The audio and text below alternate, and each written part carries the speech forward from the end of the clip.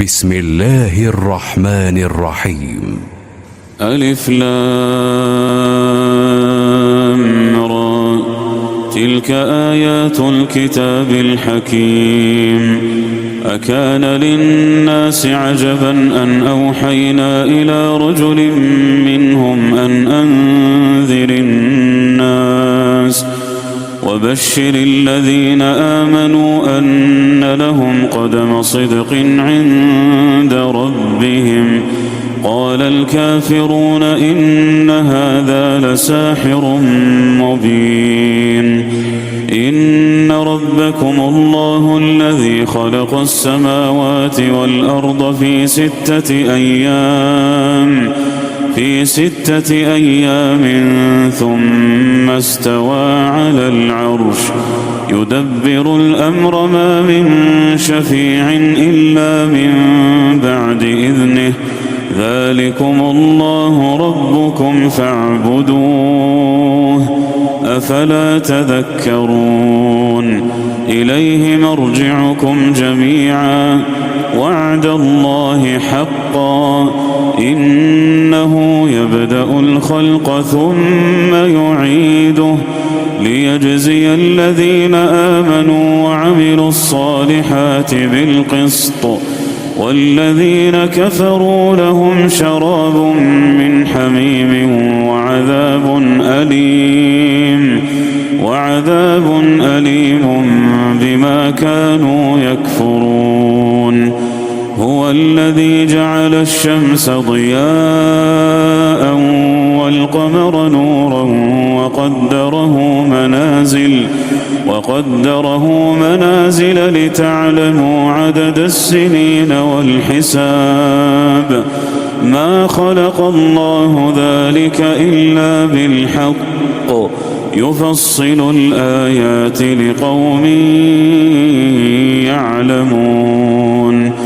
إن في اختلاف الليل والنهار وما خلق الله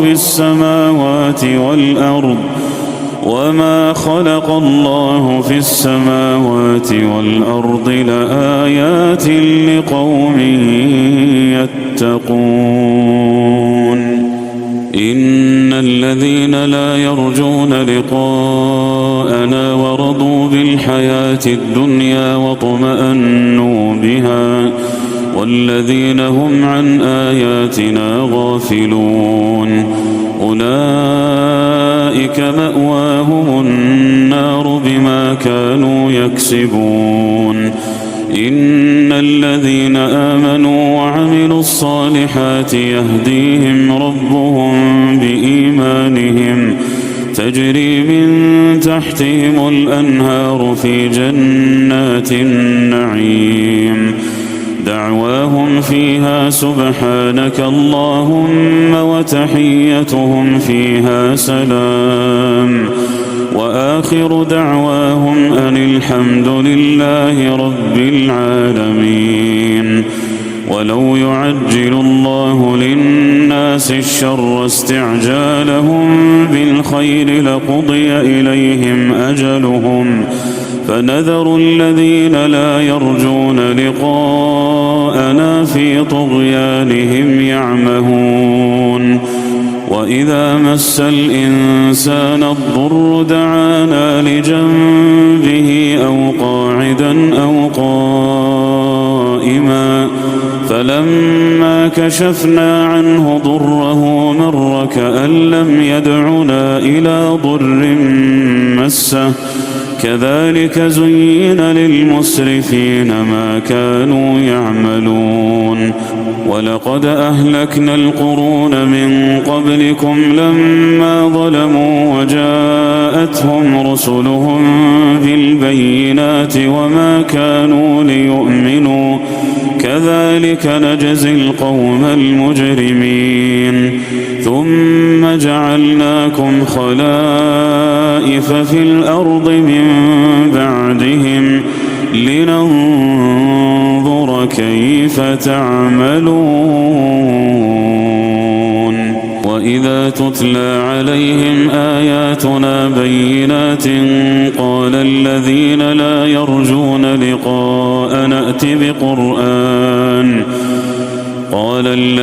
لا يرجون لقاء نأت بقرآن غير هذا أو بدله قل ما يكون لي أن أبدله من تلقاء نفسي إن أتبع إلا ما يوحى إلي إني أخاف إن عصيت ربي عذاب يوم عظيم قل لو شاء الله ما تلوته عليكم ولا أدراكم به فقد لبثت فيكم عمرا من قبله أفلا تعقلون فمن أظلم ممن افترى على الله كذبا أو كذب بآياته إنه لا يفلح المجرمون ويعبدون من دون الله ما لا يضرهم ولا ينفعهم ويقولون هؤلاء شفعاؤنا عند الله قل أتنبئون الله بما لا يعلم في السماوات ولا في الأرض سبحانه وتعالى عما يشركون وما كان الناس إلا أمة واحدة فاختلفوا ولولا كلمة سبقت من ربك لقضي بينهم فيما فيه يختلفون ويقولون لولا أنزل عليه آية من ربه فقل إنما الغيب لله فانتظروا إني معكم من المنتظرين وإذا أذقنا الناس رحمة من بعد ضراء مستهم إذا لهم مكر في آياتنا قل الله أسرع مكرا إن رسلنا يكتبون ما تمكرون هو الذي يسيركم في البر والبحر حتى إذا كنتم في الفلك وجرين بهم بريح طيبة وفرحوا بها جاءتها ريح عاصف وجاءهم الموج من كل مكان وظنوا أنهم أحيط بهم دعوا الله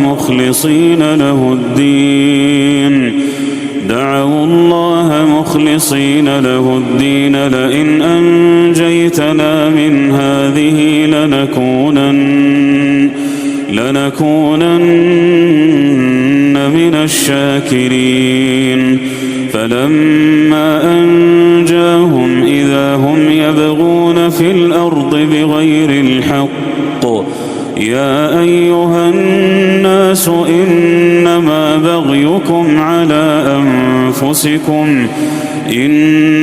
بغيكم على أنفسكم متاع الحياة الدنيا ثم إلينا مرجعكم فننبئكم بما كنتم تعملون إنما مثل الحياة الدنيا كماء أنزلناه من السماء فاختلط به نبات الأرض مما يأكل الناس والأنعام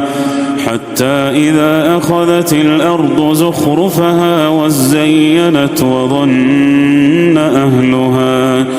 وظن أهلها أنهم قادرون عليها أتاها أمرنا ليلا أو نهارا فجعلناها حصيدا فجعلناها حصيدا كأن لم تغن بالأمس كذلك نفصل الآيات لقوم يتفكرون والله يدعو إلى دار السلام ويهدي من يشاء إلى صراط مستقيم للذين أحسنوا الحسنى وزيادة ولا يرهق وجوههم قتر ولا ذلة أولئك أصحاب الجنة هم فيها خالدون والذين كسبوا السيئات جزاء سيئة بمثلها وترهقهم ذلة ما لهم من الله من عاصم كأنما أغشيت وجوههم قطعا من الليل مظلما أولئك أصحاب النار هم فيها خالدون ويوم نحشرهم جميعا ثم نقول للذين أشركوا مكانكم أنتم وشركاؤكم فزيلنا بينهم وقال شركاؤهم ما كنتم إيانا تعبدون فكفى بالله شهيدا بيننا وبينكم إن كنا عن عبادتكم لغافلين هنالك تبلو كل نفس ما أسلفت وردوا إلى الله مولاهم الحق وضل عنهم ما كانوا يفترون قل من يرزقكم من السماء والأرض أم من يملك السمع والأبصار ومن يخرج الحي من الميت ويخرج الميت من الحي ومن يدبر الأمر فسيقولون الله فقل أفلا تتقون فذلكم الله ربكم الحق فماذا بعد الحق إلا الضلال فأنى تصرفون كذلك حقت كلمة ربك على الذين فسقوا أنهم لا يؤمنون قل هل من شركائكم من يبدأ الخلق ثم يعيده قل الله يبدأ الخلق ثم يعيده فأنى تؤفكون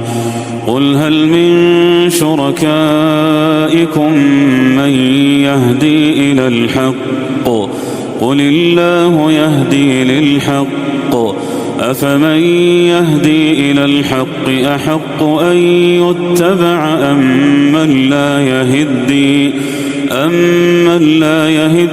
إلا أن يهدى فما لكم كيف تحكمون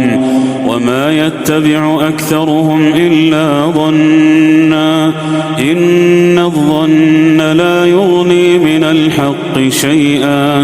إن الله عليم بما يفعلون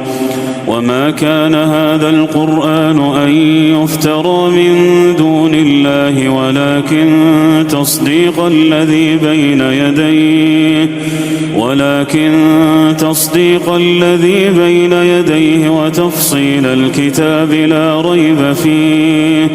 وتفصيل الكتاب لا ريب فيه من رب العالمين أم يقولون افتراه قل فأتوا بسورة مثله وادعوا من استطعتم وادعوا من استطعتم من دون الله إن كنتم صادقين بل كذبوا بما لم يحيطوا بعلمه ولما يأتهم تأويله كذلك كذب الذين من قبلهم فانظر كيف كان عاقبة الظالمين ومنهم من يؤمن به ومنهم من لا يؤمن به وربك أعلم بالمفسدين وإن كذبوك فقل لي عملي ولكم عملكم أنتم بريئون مما أعمل وأنا بريء مما تعملون ومنهم من يستمعون إليك أفأنت تسمع الصم ولو كانوا لا يعقلون ومنهم من ينظر إليك أفأنت تهدي العمي ولو كانوا لا يبصرون إن الله لا يظلم الناس شيئا ولكن الناس أنفسهم يظلمون ويوم يحشرهم كأن لم يلبثوا إلا ساعة من النهار يتعارفون بينهم قد خسر الذين كذبوا بلقاء الله وما كانوا مهتدين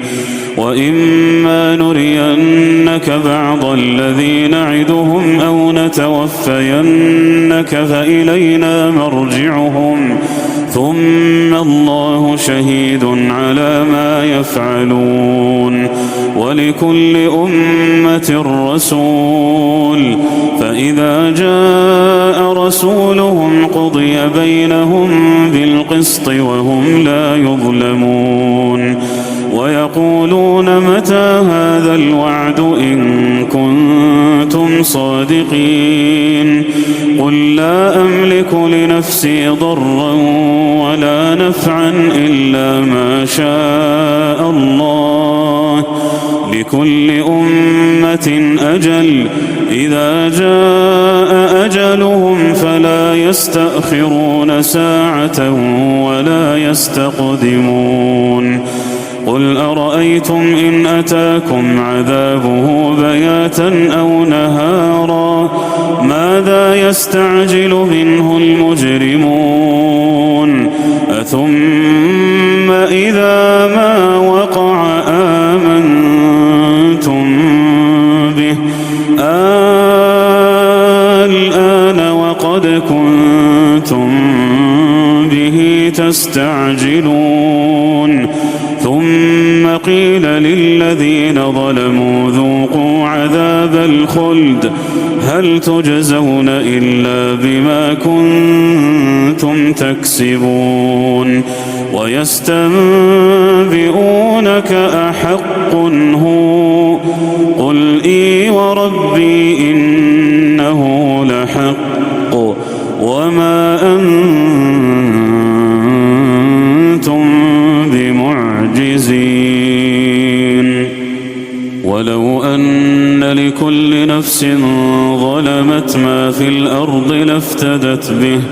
وأسروا الندامة لما رأوا العذاب وقضي بينهم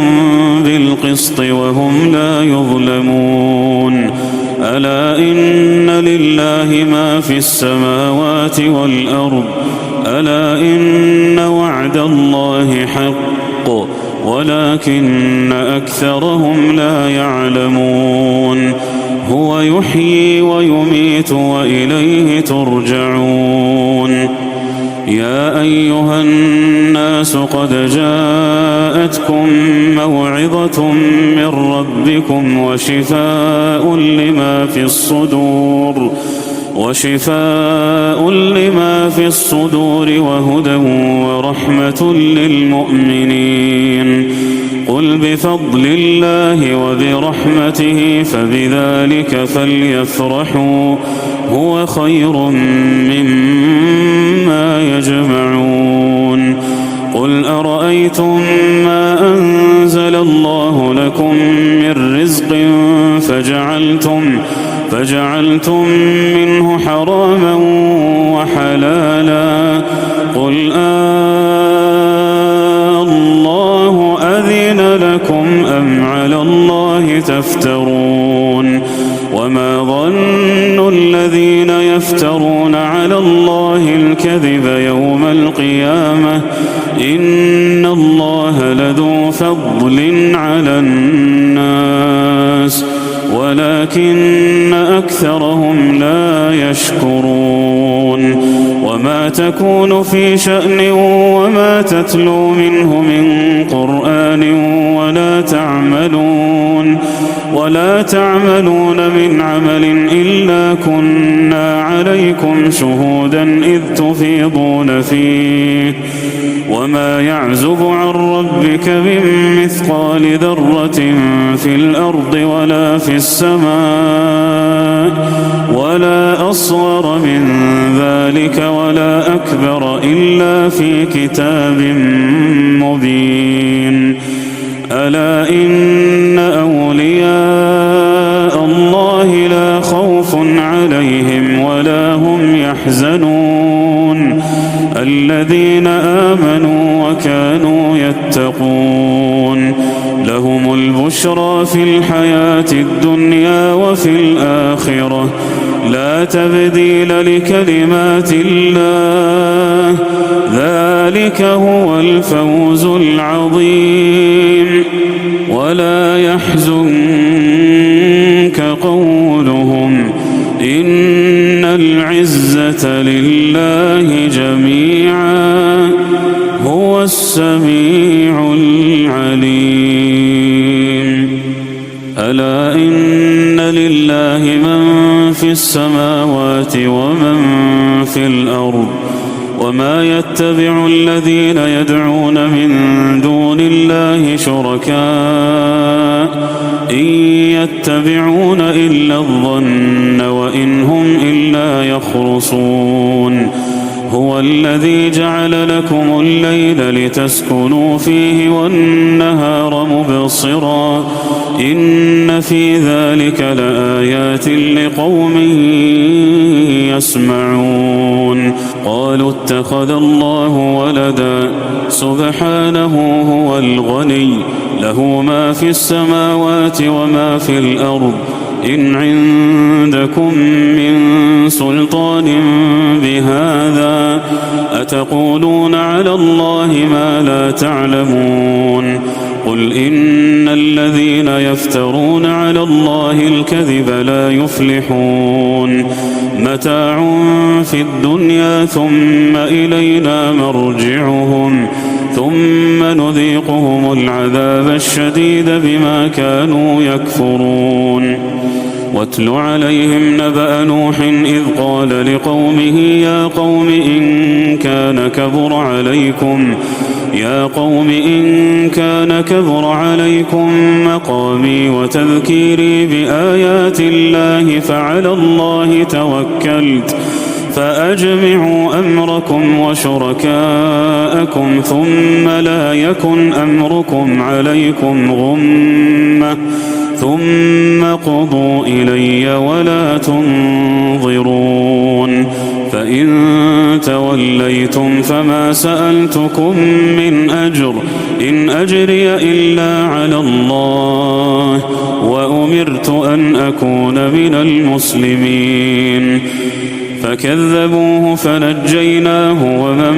معه في الفلك وجعلناهم خلائف وأغرقنا الذين كذبوا بآياتنا فانظر كيف كان عاقبة المنذرين ثم بعثنا من بعده رسلا إلى قومهم فجاءوهم بالبينات فما كانوا ليؤمنوا بما كذبوا به من قبل كذلك نطبع على قلوب المعتدين ثم بعثنا من بعدهم موسى وهارون إلى فرعون وملئه بآياتنا فاستكبروا وكانوا قوما مجرمين فلما جاءهم الحق من عندنا قالوا إن هذا لسحر مبين قال موسى أتقولون للحق لما جاءكم أسحر هذا ولا يفلح الساحرون قالوا أجئتنا لتلفتنا عما وجدنا عليه آباءنا وتكون لكما الكبرياء في الأرض وما نحن لكما بمؤمنين وقال فرعون ائتوني بكل ساحر عليم فلما جاء السحرة قال لهم موسى ألقوا ما أنتم ملقون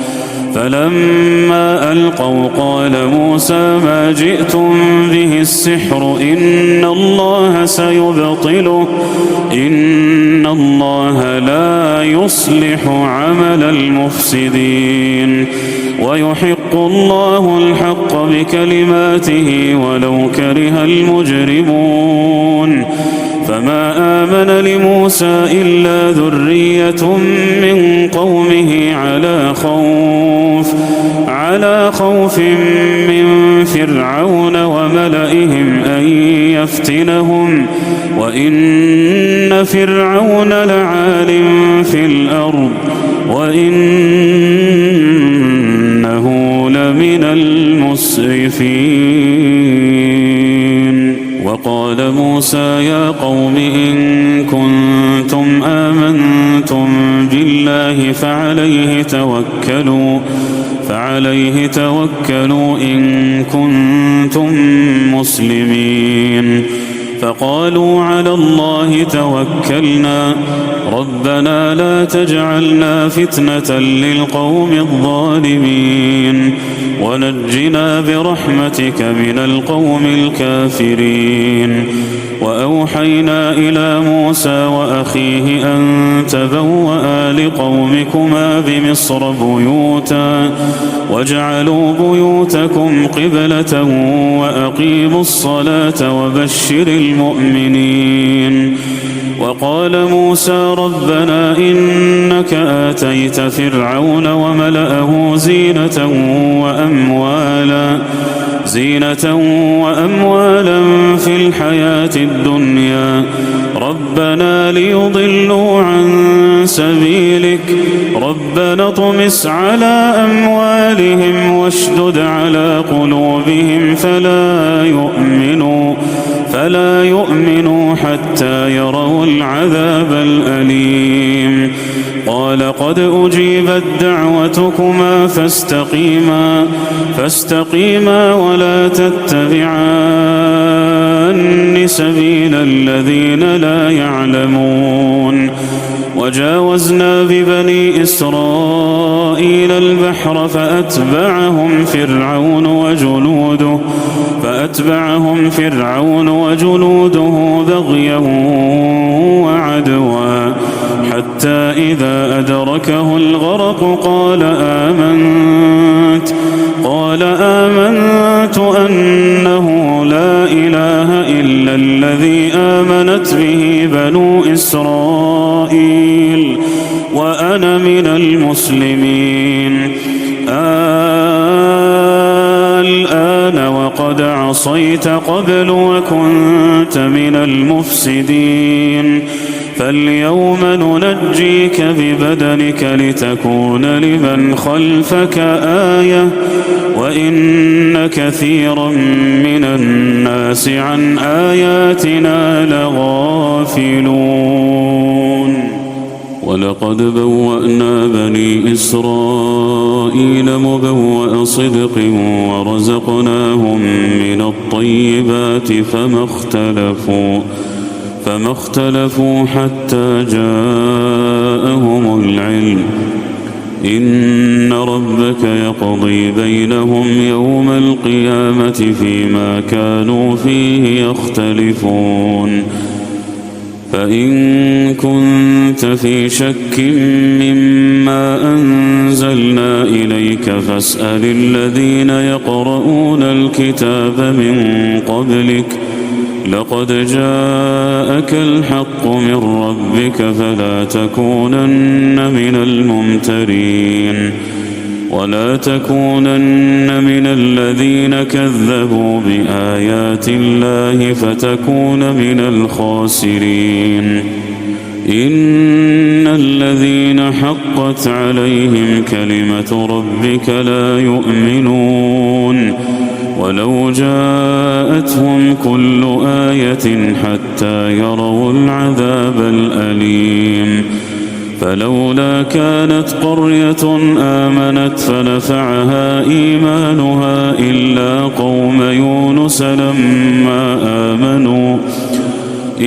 قوم يونس لما آمنوا كشفنا عنهم عذاب الخزي في الحياة الدنيا ومتعناهم إلى حين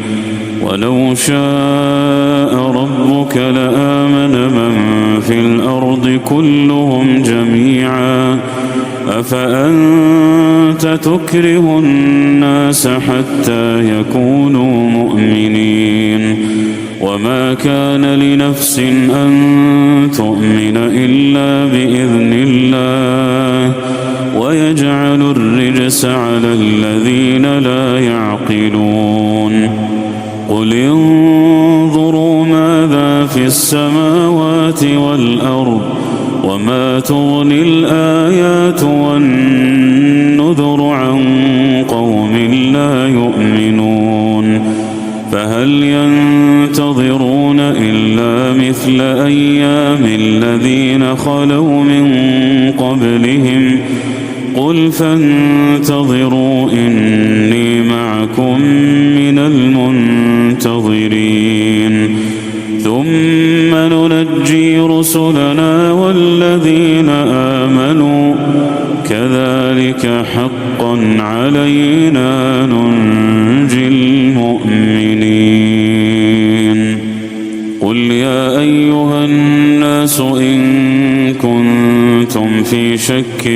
من ديني فلا أعبد الذين تعبدون من